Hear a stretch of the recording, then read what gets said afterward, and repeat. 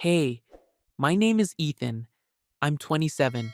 Until 6 months ago, I was just another Uber driver trying to pay off my mom's medical bills. Then, one rainy night at midnight, a woman in a silk scarf slid into my back seat and whispered, I don't have any money, but I can pay you another way. The rain was ticking against my windshield. Her perfume filled the car, and I could see her hands trembling as she made me an offer that would change everything. She looked at me through the rearview mirror and said, This is the first time in years someone has talked to me like I'm a person instead of a role. If you're watching this right now, tell me where you're from in the comments, because I still don't know if what we did was wrong. I was 27 years old the first time Victoria Hale whispered those words to me, standing there in the rain under the awning of Riverside Gate Towers, water dripping from her dark hair onto the silk scarf around her shoulders. I don't have any money, but I can pay you another way. The words hung between us like smoke. My hand was already reaching for the door handle of my sedan, ready to drive away, ready to chalk this up to another awkward ride where the card gets declined and I eat the cost. But something in her voice made me stop. Let me back up. It was a Tuesday night in October. Rain had been falling since sunset, turning the city streets into mirrors that caught every neon sign and streetlight. I'd been driving for Uber for 8 months by then, picking up the late night shifts because that's where the money was. Airport runs, bar pickups, the occasional ride home from the hospital. My mother's medical bills weren't going to pay themselves. I'd gotten the ping at 11:47 p.m. Terminal B pickup. The app showed a five-star rider named Victoria H., which meant she probably wouldn't throw up in my back seat or try to change the destination 3 times. I pulled up to the curb and saw her immediately. Mid-40s, I guessed, elegant in that way that money teaches you. Black coat, leather heels that clicked against the wet pavement. She moved like she was used to people opening doors for her, but tonight she opened mine herself. Riverside Gate Towers, she said, as she slid into the back seat. Her voice was soft, tired. Please. I knew the address. Gated community by the river. The kind of place where the cheapest unit probably cost more than I'd make in 5 years. Of course, I said, pulling away from the terminal. Long flight? Board meeting in Chicago. She was looking out the window, watching the rain streak across the glass. Nothing exciting. The ride was quiet after that. I kept my music low, some piano playlist that seemed to calm most passengers. The wipers beat a steady rhythm against the windshield. She dozed off somewhere around the highway, and I caught glimpses of her in the rearview mirror. There was something peaceful about her face when she slept, something that made her look younger. We pulled up to Riverside Gate Towers at 12:23 a.m. The building rose up out of the darkness like a glass and steel monument. Even the lobby was intimidating, all marble and gold fixtures and a concierge desk that probably cost more than my car. That's when she started searching through her purse. Oh no. Her voice was barely a whisper. Oh no, no, no. I turned around. Everything okay? She was going through every pocket, every compartment. Her movements were getting more frantic. My card case, I must have left it in the hotel room or the airport. I can't. She looked up at me, and I saw something I recognized. The particular kind of panic that comes when you realize you can't pay for something you've already received. It's okay, I said. These things happen. I can cancel the ride in the app, mark it as. No. She was looking down at her hands. No, that's not. I can't have a canceled ride on my account. Not tonight. Not with everything else. I didn't know what she meant by everything else, but the way she said it made me want to help. Look, I said, the ride was $28. I can eat that cost. Don't worry about it. She looked up at me then. Really looked at me. Her eyes were dark, almost black in the dim light from the dashboard. You would do that? For a stranger? People have done stranger things. She was quiet for a long moment, The rain kept falling. The meter in my app kept ticking, even though I'd already decided to cancel it. I have a better idea, she said finally. I sit on the board of 3 different charities. I have connections. I could I could put you on retainer as my personal driver. Everything would be legitimate, logged through the app. You'd get steady income, generous tips, and I'd get reliable transportation without having to explain to my. She paused. Without having to explain anything to anyone.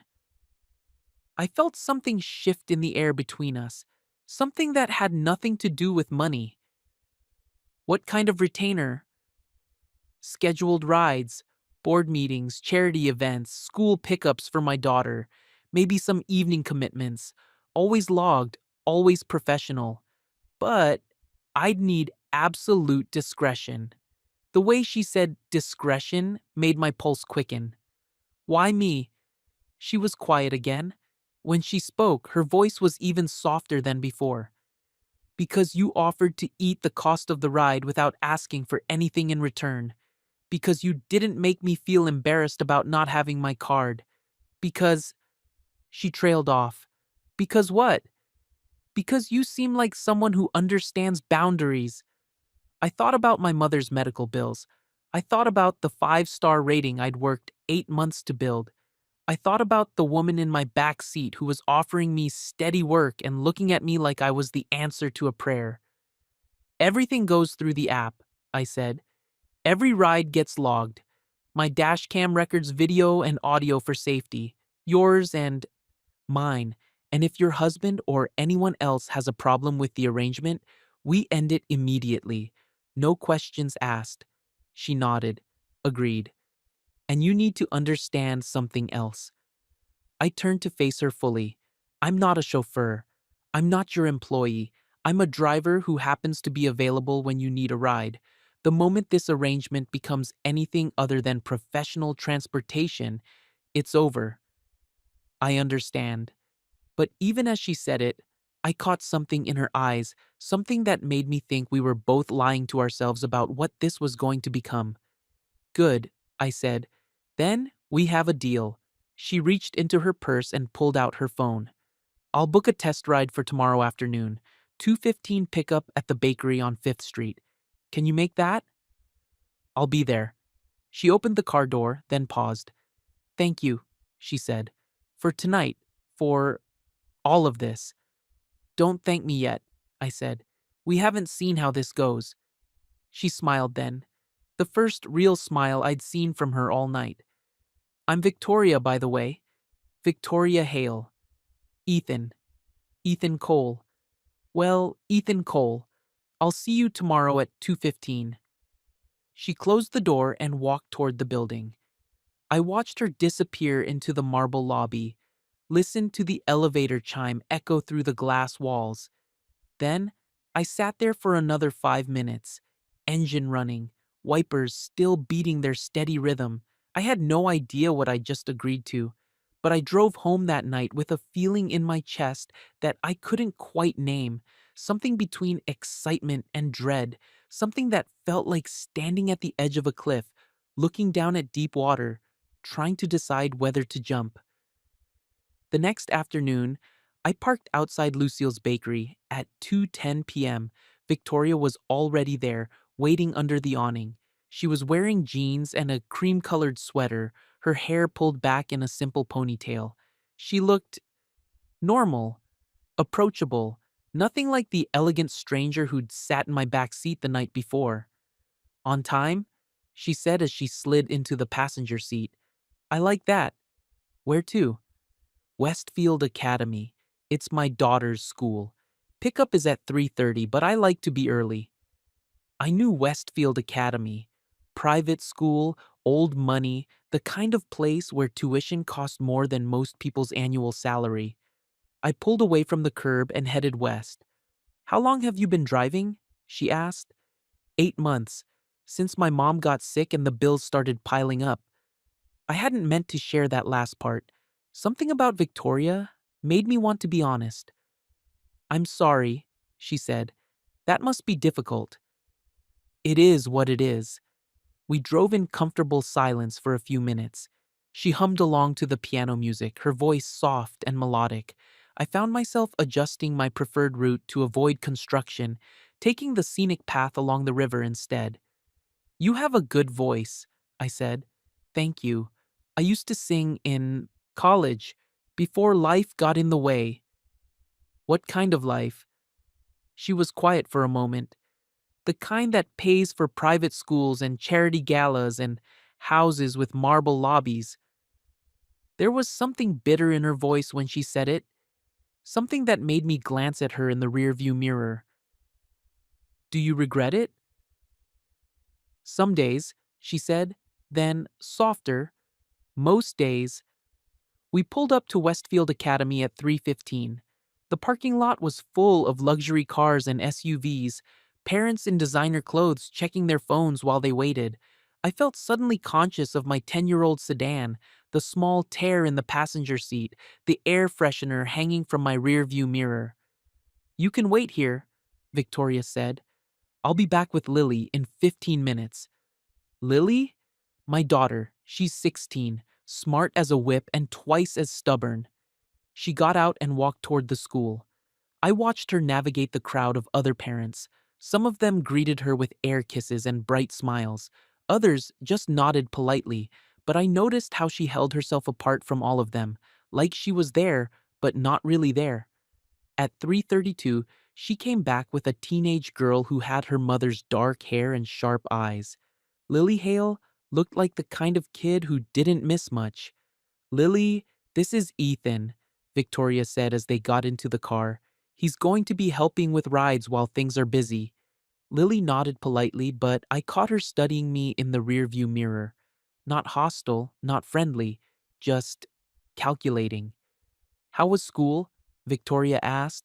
Fine. Mrs. Peterson assigned another essay on Pride and Prejudice, something about class and social mobility. I saw Victoria stiffen slightly in my peripheral vision. Sounds thrilling, Victoria said, but her voice had changed, become more careful. We were halfway home when Victoria's phone rang. The caller ID showed Marcus H., her husband, I assumed. Hi, honey, she answered, and her entire voice transformed, became brighter, more animated, more perfect. Just picking up Lily. Yes, Ethan is our new driver. Everything's fine. See you at 7. She hung up and the brightness immediately drained from her voice. In the rearview mirror, I watched Lily watch her mother. The girl's expression was unreadable. We pulled up to Riverside Gate Towers at 4:10. As Lily got out, she paused at my window. Thanks for the ride, she said. It was simple, polite, but there was something in her eyes that looked like a warning. Or maybe permission. I couldn't tell which. After Lily disappeared into the building, Victoria moved to the front passenger seat. How did I do? I asked. Perfect, she said. You were perfect. The way she said it made my chest tighten. Same time tomorrow? Actually, she was looking down at her phone. I have a board meeting tonight, downtown. Could you pick me up at 7:30? Of course, that's what we agreed to. But as she got out of the car, I caught her looking back, at me through the window. There was something in her expression that had nothing to do with professional transportation arrangements. That night, I picked her up at the side entrance of Riverside Gate Towers. She was wearing a black dress and heels, her hair swept up in an elegant knot. She looked like she belonged in the pages of a magazine.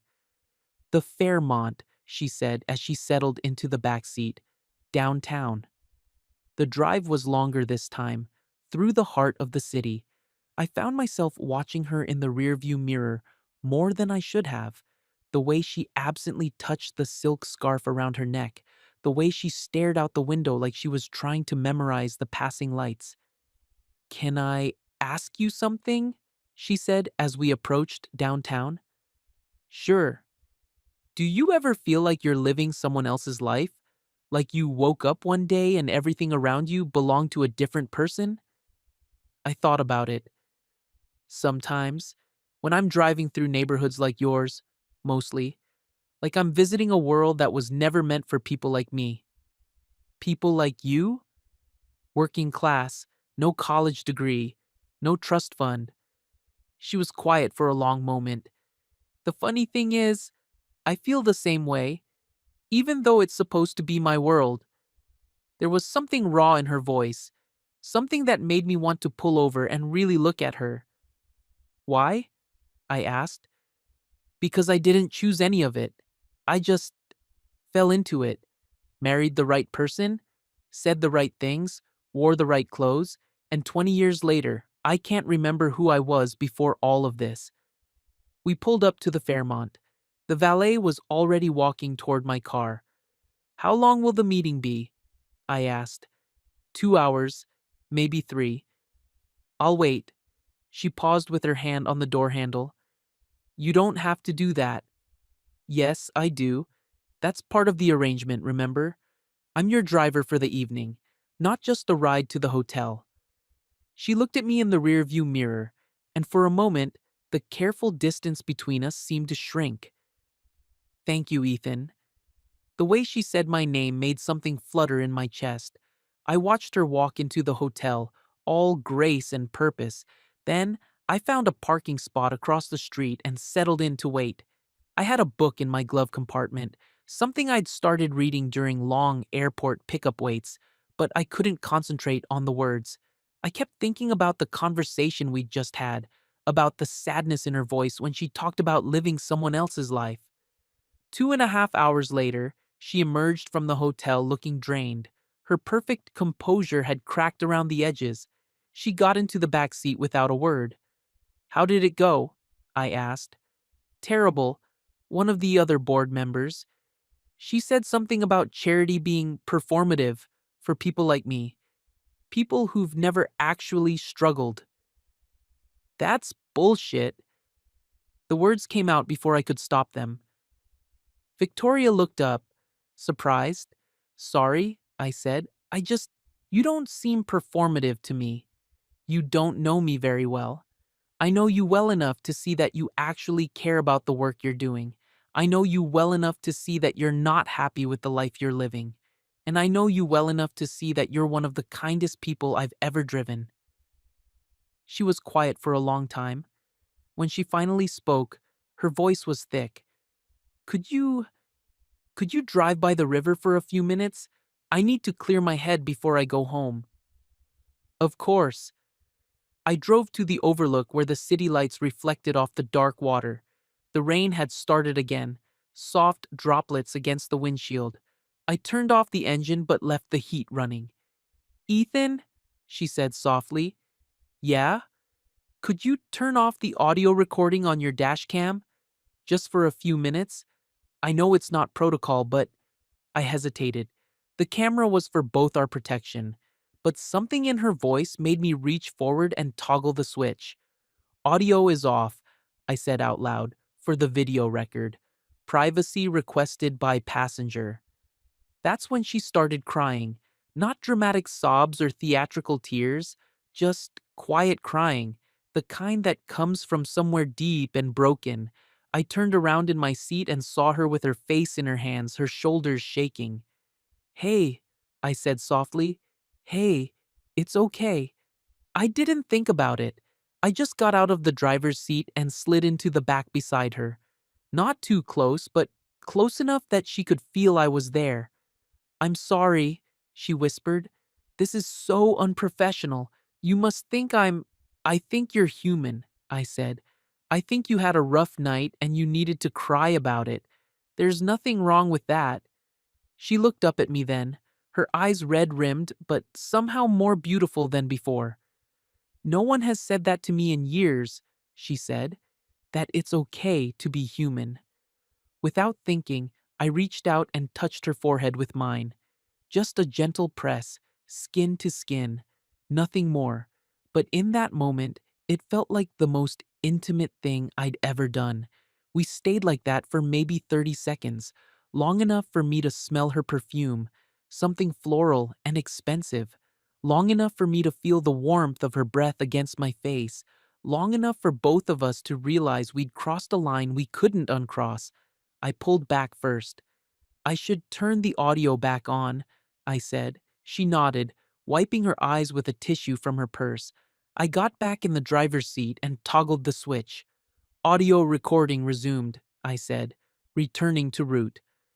The drive back to Riverside Gate Towers was silent, but it was a different kind of silence than before.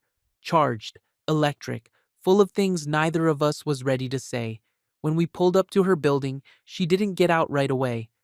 "Tomorrow?" she asked. "Tomorrow," I agreed. She paused with her hand on the door. "Ethan?" "Yeah?" "Thank you for tonight, for all of it." "Don't thank me yet," I said, echoing what I'd told her the night before. "We still don't know how this is going to go."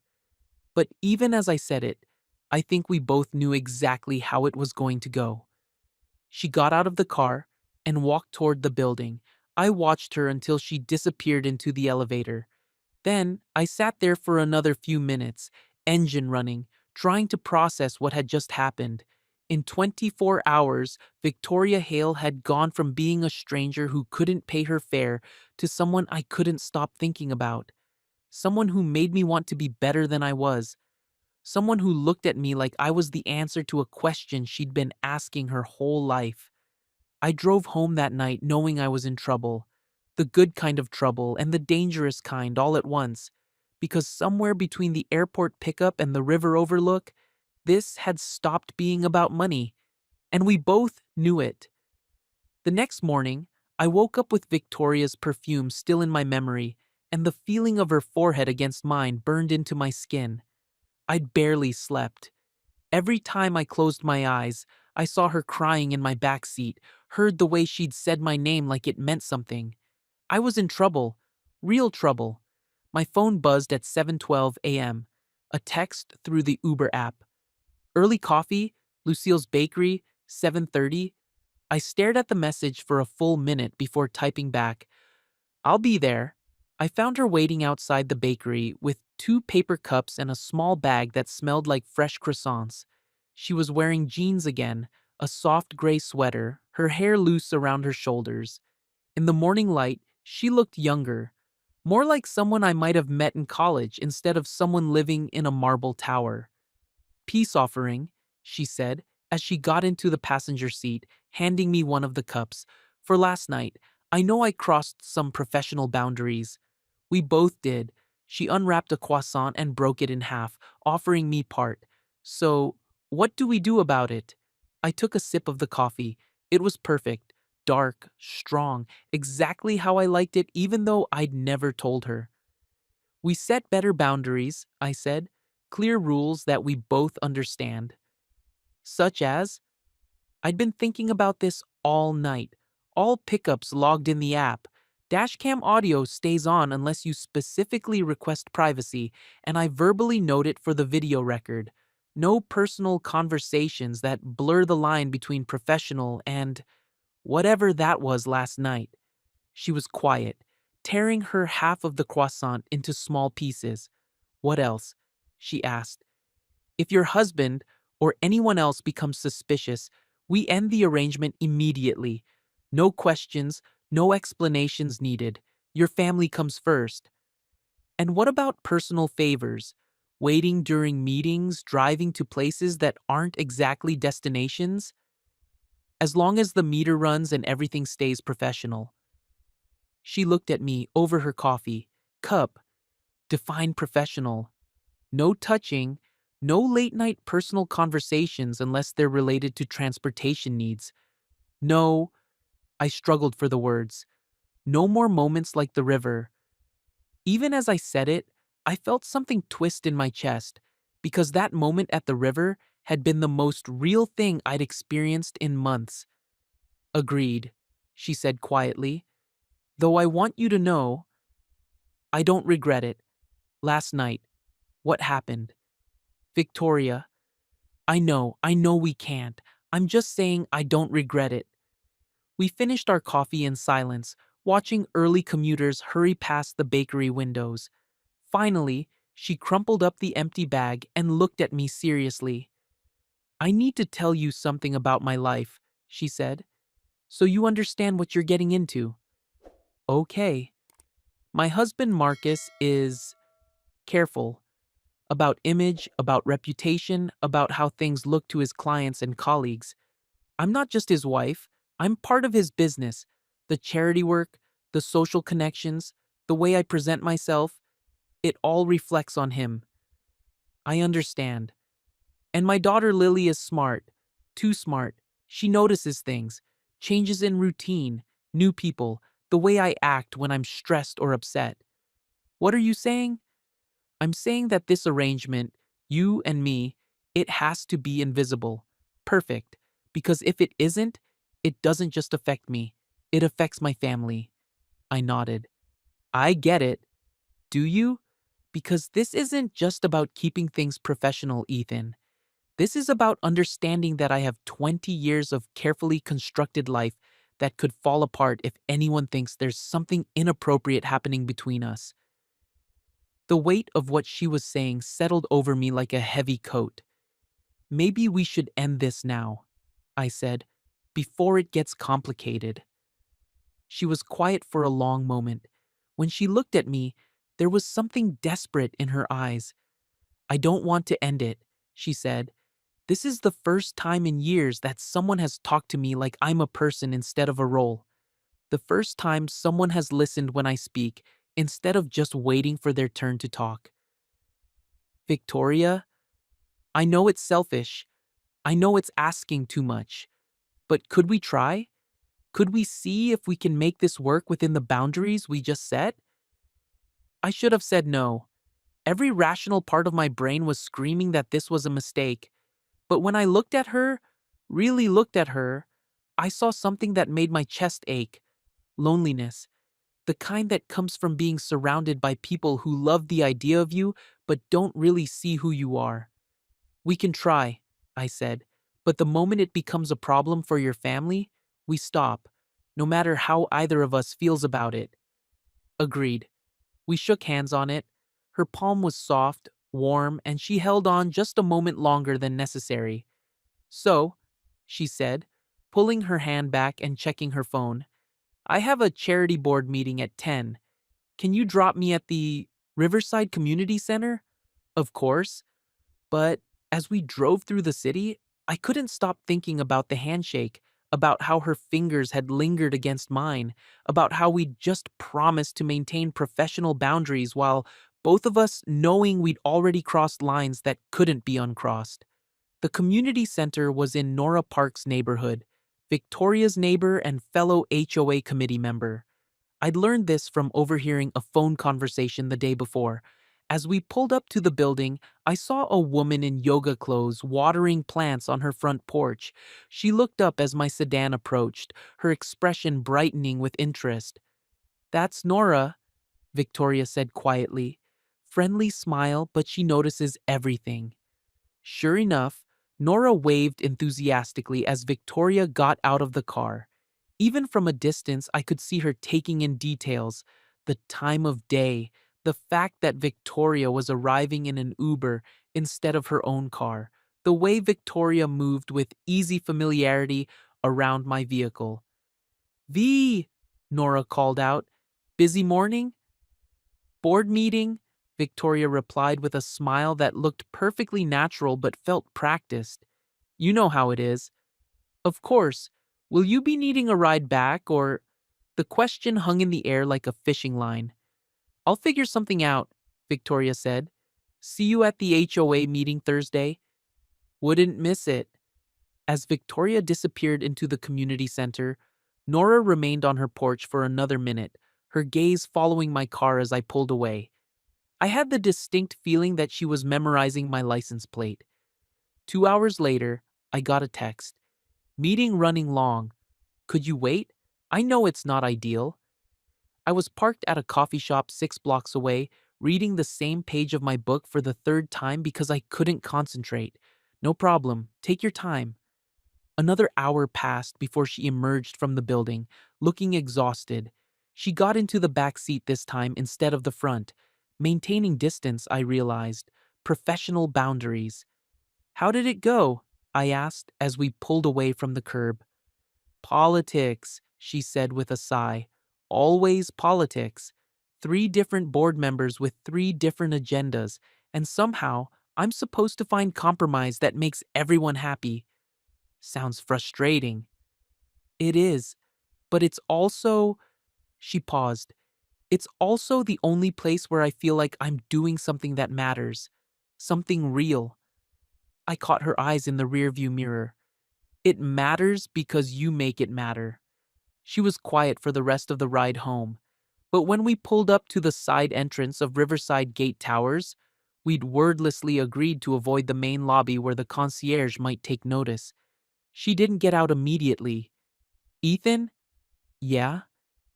Thank you for waiting, for understanding that sometimes these things take longer than planned. That's what we agreed to. I know, but still, thank you. That afternoon was Lily's school pickup. Victoria chose to sit in the front passenger seat this time, and we fell into an easy rhythm. She hummed along to the piano music again, pointing out shortcuts and telling me stories about the neighborhoods we passed through. That house there, she said, gesturing to a Victorian mansion with an overgrown garden, used to belong to a woman who collected vintage typewriters. She had over 200 of them. When she died, her nephew sold them all at a garage sale for $5 each. That's criminal. That's what I thought. I bought 12 of them. Do you write? I used to, before, she gestured vaguely, before life got in the way. What kind of writing? Stories. Nothing fancy, just stories about people who felt trapped in their lives and found ways to feel free again. There was something wistful in her voice that made me want to ask more questions, but we were already pulling into the Westfield Academy pickup lane. Lily appeared at 3:32 exactly, moving through the crowd of parents and luxury cars with the easy confidence of someone who'd been navigating this world her entire life. But when she got into the back seat, I noticed her studying me again in the rearview mirror. How was school? Victoria asked. Fine. We're reading Gatsby in English. Mrs. Morrison wants us to write an essay about the American dream. What's your thesis? That the American dream is just another way of saying some people get to be happy and others get to watch. Victoria turned to look at her daughter, eyebrows raised. That's rather cynical for 16. Is it wrong? Victoria was quiet for a moment. No, she said finally. It's not wrong, but it's not the whole truth either. What's the whole truth? The whole truth is that sometimes the people who look the happiest are the ones watching too. I felt the weight of that comment settle over the car.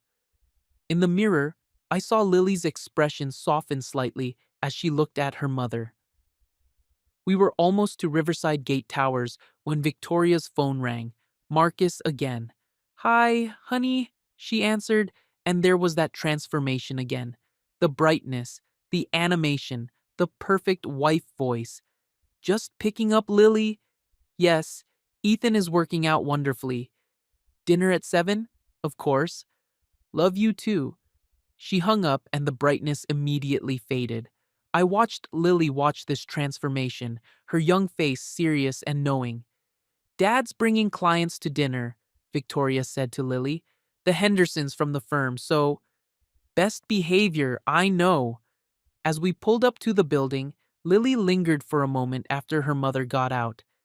Thanks for the ride, she said to me, simple, polite, but then she added quietly, she's happier when she rides with you.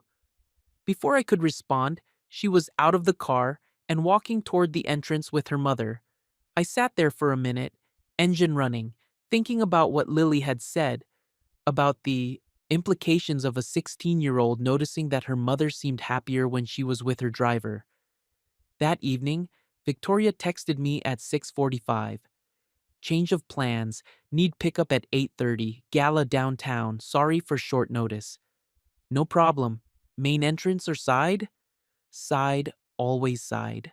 At 8:30, she emerged from the side entrance wearing a black evening gown that made her look like she'd stepped out of a classic movie.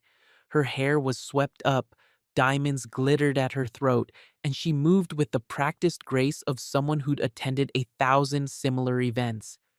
"You look beautiful," I said as she got into the back seat. The words slipped out before I could stop them. Victoria paused, her hand on the seatbelt. "Thank you," she said quietly. "Marcus is meeting me there. Business dinner beforehand." I understood. He would arrive separately, probably with colleagues. She would arrive independently, the perfect society wife making her grand entrance. The gala was at the Fairmont again, the same hotel where her board meeting had been, but this time, the entrance was lined with photographers and reporters, local news crews filming the arrival of the city's social elite. "I'll need about 3 hours," she said as we pulled up to the valet area. "I'll be here." I watched her walk into the hotel, all confidence and elegance. A photographer snapped her picture as she paused in the doorway, smiling graciously before disappearing inside. But I'd been watching her long enough now to recognize the difference between her public smile and her real one. This was definitely the public version. 3 hours later, she emerged looking drained. The smile was gone, her perfect composure slightly cracked around the edges. She got into the back seat without speaking. "How was it?" I asked as we pulled away from the hotel. "Exhausting. 200 people in a room, and I had the same conversation 50 times. "What conversation?" "Oh, the usual. How wonderful the charity work is, how lucky the community is to have people like Marcus and me, how blessed we are to be able to give back." She rubbed her temples. "Sometimes I feel like a recording that someone keeps playing on repeat." "That sounds lonely." She looked up at me in the rearview mirror. "It is. Even when I'm surrounded by people, it's the loneliest feeling in the world." We drove in silence for a while, through the quiet streets of the late-night city. Finally, Victoria spoke again. "Could we... could we drive by the river again? Just for a few minutes?" My hands tightened on the steering wheel. We'd agreed on professional boundaries, no personal conversations, no moments like the other night. But when I looked at her in the mirror and saw the exhaustion in her eyes, the careful mask she wore in public completely gone, I couldn't say no. Of course. I drove to the same overlook, the same spot where we'd sat 2 nights before.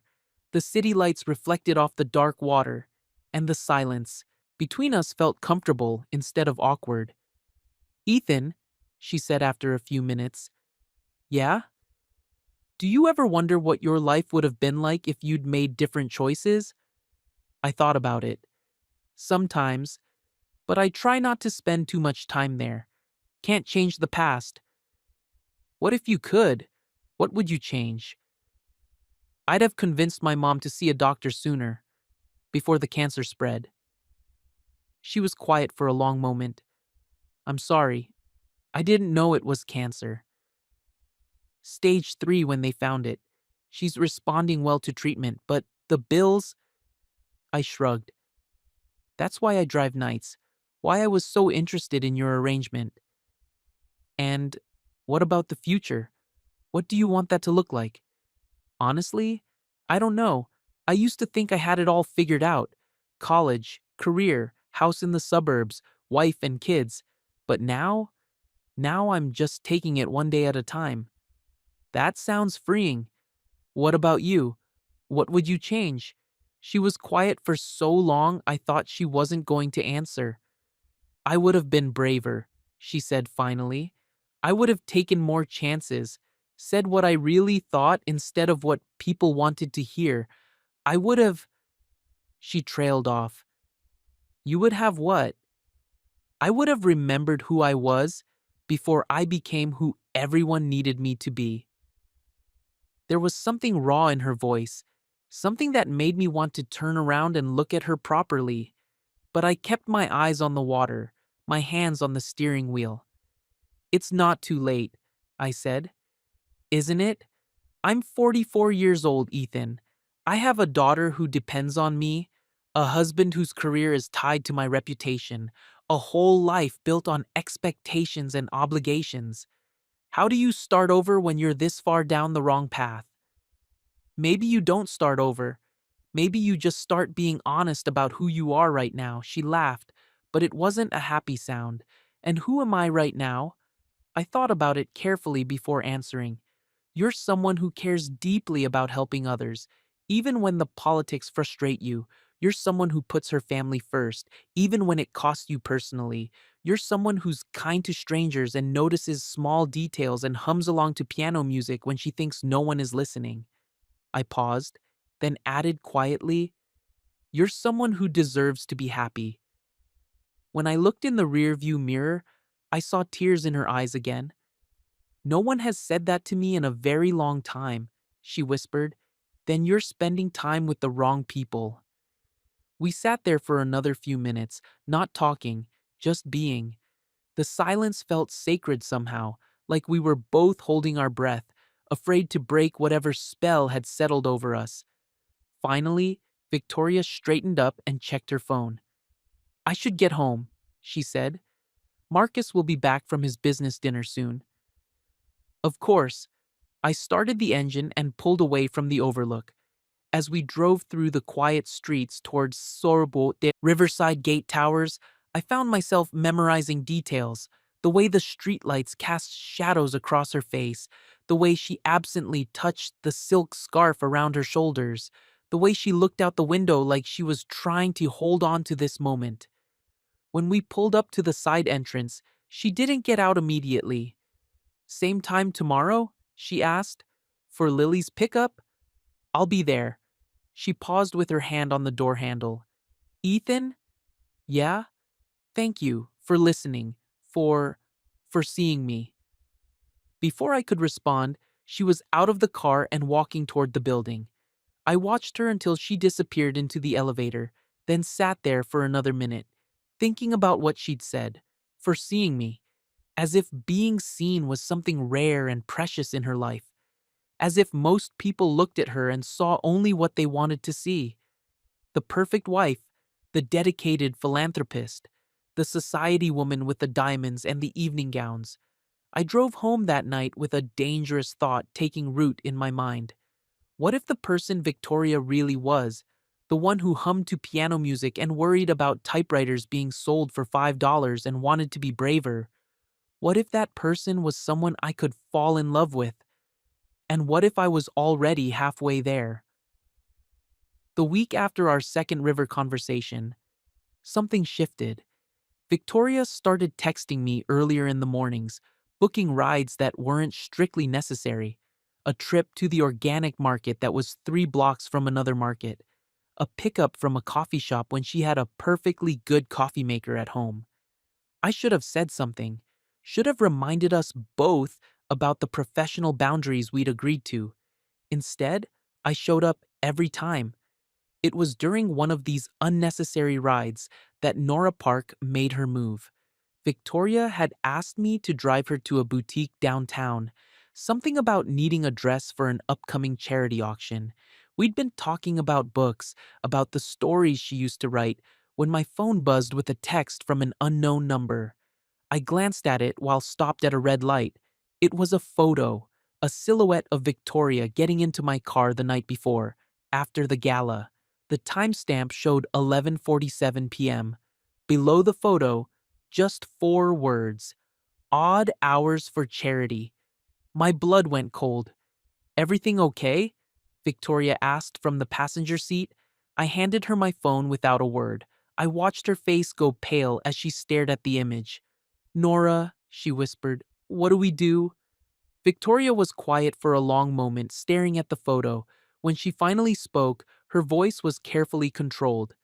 "Nothing. We do nothing. If we react, it gives her power. If we ignore it..." She handed my phone back. Maybe she's just fishing. But I could see the worry in her eyes, the way her hands trembled slightly as she smoothed her scarf. "Maybe we should cool things down for a while," I said. "Just until..." "No?"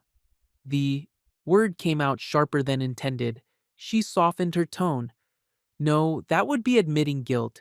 We haven't done anything wrong, Ethan. You're my driver. I pay you for transportation services. That's all. The light turned green. I drove toward the boutique, but something had changed in the air between us. The easy comfort we'd built over the past weeks felt suddenly fragile. Victoria, I said carefully, if this arrangement is putting your family at risk, it's not. But she was looking out the window as she said it, not at me. It's just Nora being Nora. She thrives on gossip and drama. If we give her nothing to work with, she'll move on to someone else. I wanted to believe her, but that photo felt like a warning shot. 2 days later, I was waiting outside Westfield Academy for the usual 3:30 pickup when Lily appeared alone. She got into the back seat, but instead of her usual polite greeting, she sat in silence for a full minute. "Where's your mom?" I asked. "Dentist appointment. She asked me to tell you she'd take a cab home." But something in Lily's voice didn't ring true. I pulled out of the pickup lane and headed toward Riverside Gate Towers, watching her in the rearview mirror. "Lily," I said carefully, "is everything okay at home?" She met my eyes in the mirror. For a moment, she looked much older than 16. "My parents had a fight last night," she said quietly. "I heard them through the walls. Dad was asking about her schedule, about where she's been going, who's been driving her around." My stomach dropped. What did she tell him? The truth, that you're her driver, that everything goes through the app, that it's all professional. Lily paused, but he didn't believe her. Why not? Because mom's been different lately, happier. She hums when she's getting ready in the morning. She smiles at her phone when she gets texts. And dad's not stupid. We were stopped at a red light. I turned around to look at Lily properly. "What are you saying?" "I'm saying you make my mom happy in a way she hasn't been in years, and that scares my dad." She was quiet for a moment. "It scares me too." "Lily, I'm not saying you're doing anything wrong. I can tell you care about her, and I can tell you're trying to be professional. But caring about someone who's married? It's complicated." The light turned green. I faced forward and started driving again, my mind racing. "What do you want me to do?" I asked. "I want you to be careful, because if this blows up, it's not just you and my mom who get hurt. It's my dad's business, my school, our whole life, everything we've built." The weight of her words settled over me like a heavy blanket. This 16-year-old girl was asking me to consider consequences I'd been trying not to think about. "I understand," I said. "Do you? Because I think you're falling for her, and I think she's falling for you, and that's not something you can just wish away." When we pulled up to Riverside Gate Towers, Lily lingered before getting out. "For what it's worth," she said quietly, "I like you. You're good to her. You listen when she talks. You don't treat her like she's just there to look pretty and write checks. But sometimes being good to someone means walking away before you hurt them." After Lily disappeared into the building, I sat in my car for 20 minutes, staring at my phone. I had Victoria's contact pulled up, my thumb hovering over the call button. I should end this, right now, before it got more complicated, before Nora's photo became something more threatening, before Lily's warning became a prophecy. Instead, I drove home and tried to convince myself that we could make this work, that we could maintain professional boundaries while acknowledging the connection between us. I was lying to myself, and I knew it. The next morning, Victoria texted at 7:15. "No rides today. Family stuff." The message was brief, professional, but something about it felt like a door closing. For 3 days, I heard nothing. No morning coffee runs, no board meetings, no school pickups. I picked up extra airport runs to fill the time, but I found myself driving past Riverside Gate Towers at least once a day, looking for her car in the parking garage. On the fourth day, my phone rang at 11:47 p.m. Victoria's number. "Ethan?" Her voice was shaky, almost whispered. I need. Could you pick me up? It's an emergency. Of course. Where are you? Side entrance. Please hurry. I was there in 12 minutes. Victoria was waiting in the shadows, wearing jeans and a sweater, her hair pulled back in a messy ponytail. She looked like she'd been crying. What happened? I asked as she got into the back seat. Marcus found the photo. Nora sent it to him directly. Her voice was hollow. He didn't yell. He didn't accuse me of anything. He just archived it, like evidence. Victoria. He's been watching me, checking my phone when I'm in the shower, asking Javier about the cars that come and go, timing my arrivals home against the rides logged in your app. I felt sick. What do you want to do? I want to disappear, she said quietly. I want to get in this car and drive until we run out of road. I caught her eyes in the rearview mirror. But we can't. No, we can't. She was quiet for a moment. But we can drive for a while, can't we? Just drive? So I drove, through the quiet streets of the sleeping city, past closed shops and empty parking lots, along the river where the lights reflected like scattered stars. We didn't talk about Marcus or Nora or the photo. We didn't talk about consequences or boundaries or what we were going to do tomorrow. We just existed in the space between the dashboard lights and the soft piano music, in the silence that felt safer than words. Finally, Victoria spoke. I've been thinking about what you said, about being honest about who I am right now. And right now, I'm a woman who's been married for 20 years to a man who sees me as an asset instead of a person. I'm a mother who loves her daughter but worries I'm setting a terrible example of what marriage should look like. I'm a philanthropist who cares deeply about helping others but feels trapped by the politics and expectations. She paused, then continued more quietly. And right now, I'm someone who looks forward to seeing her driver more than she looks forward to seeing her husband. Someone who books unnecessary rides just to have an excuse to spend time with someone who actually listens when she talks. My hands tightened on the steering wheel. Victoria, I know. I know we can't. I know this is dangerous and selfish and unfair to everyone involved, but I needed to say it out loud, just once.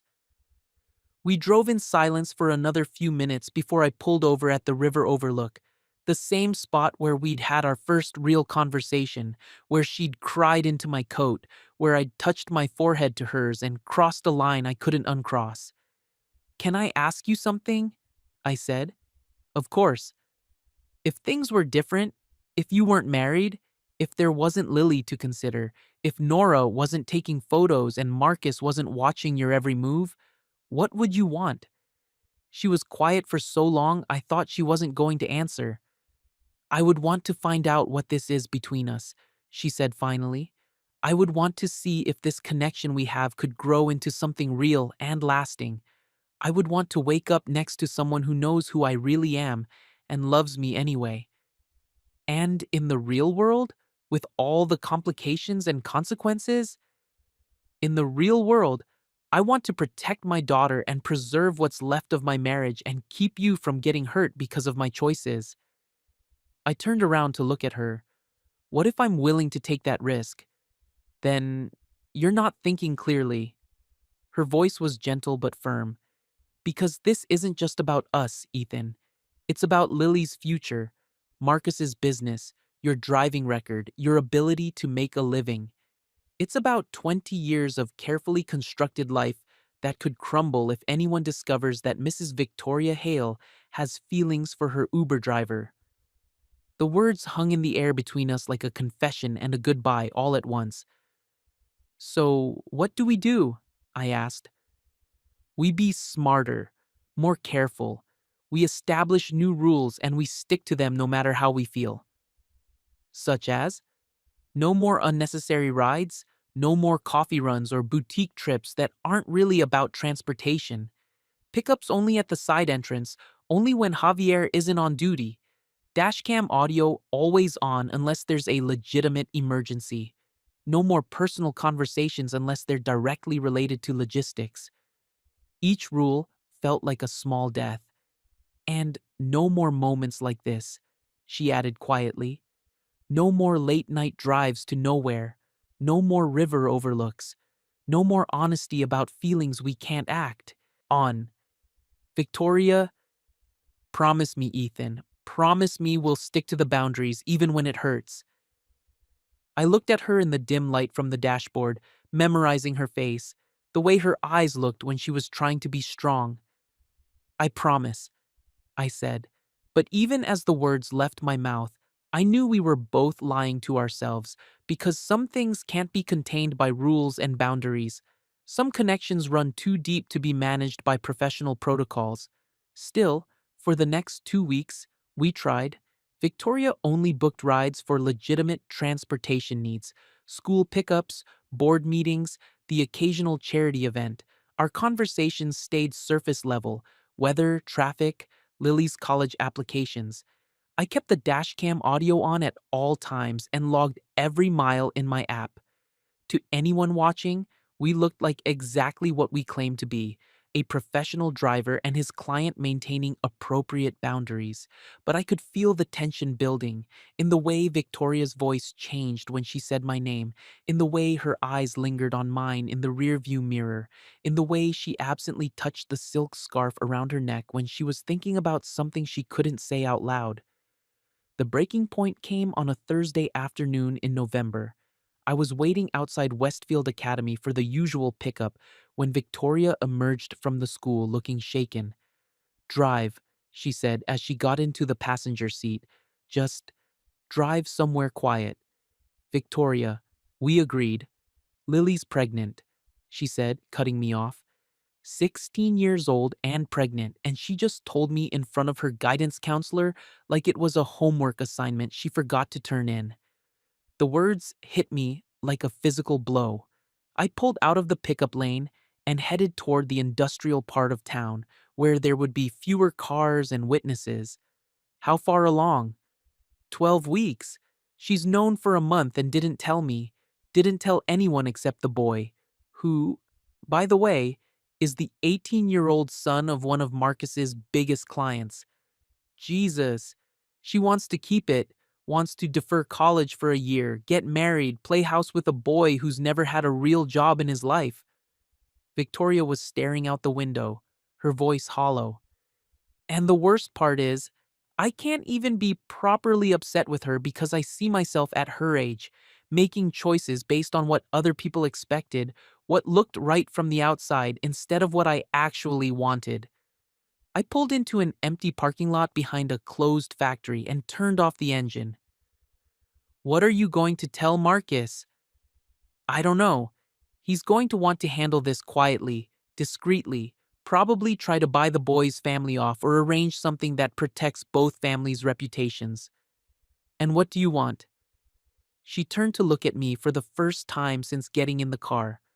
"I want my daughter to be happy. I want her to make choices because they're right for her, not because they're convenient for everyone else. I want—" Her voice broke. "I want her to be braver than I was." Without thinking, I reached over and took her hand. Her fingers were cold, trembling. "Hey," I said softly, "she's going to be okay. You'll figure this out." "Will we?" Because right now it feels like everything is falling apart. Lily's pregnant. Marcus is suspicious. Nora is watching my every move, and I'm sitting in a parking lot holding hands with my driver like some kind of cliche from a romance novel. But she didn't pull her hand away. "Victoria, I can't do this anymore, Ethan. I can't pretend that what's happening between us is just professional courtesy. I can't keep lying to myself about how I feel when you're the only person in my life who sees me as something other than a role to be played." "What are you saying?" She was quiet for a long moment, staring down at our joined hands.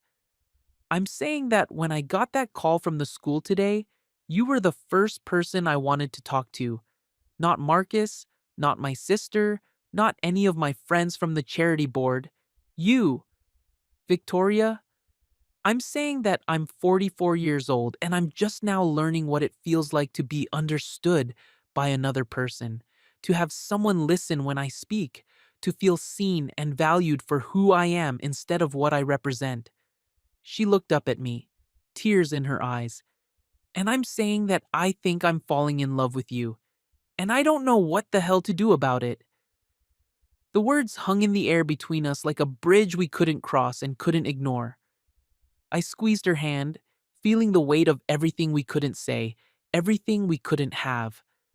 I'm falling in love with you too, I said quietly. Have been for weeks, maybe since that first night in the rain. We sat there in the silence of the empty parking lot, holding hands across the center console like teenagers afraid of being caught. The dashboard clock read 4:23 p.m. Somewhere across town, Marcus was probably checking his watch, wondering where his wife and daughter were.